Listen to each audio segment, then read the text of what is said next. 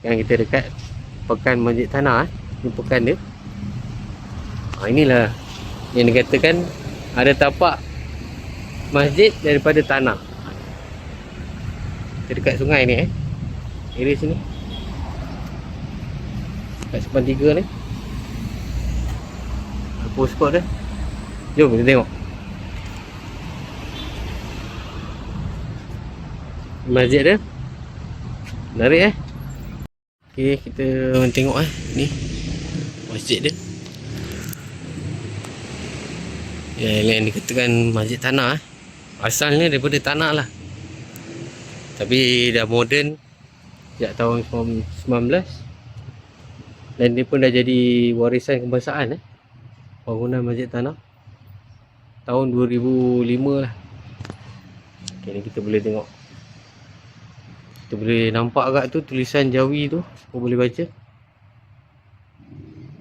10/9/1951 tarikh didaftar di wakaf.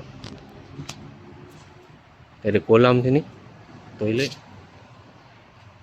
Dia lah.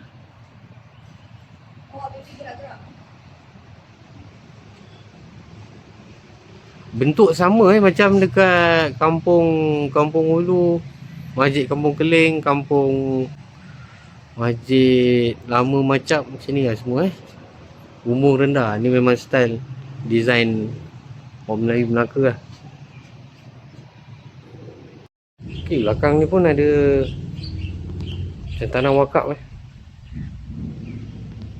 Ada makam ataupun kubur lah, kita tak tahu siapa. Ada area sini lah. Tu ada yang dalam pagar, kita boleh nampak kat area pekarangan masjid ni. Okay, saya tak pastilah siapa nama ni, tapi ada tulisan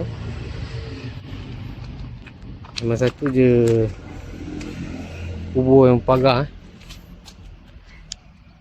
Mungkin penghulu ke atau pemilik ni lah tanah ni ke, tak pasti Inilah bangunan dia, sama design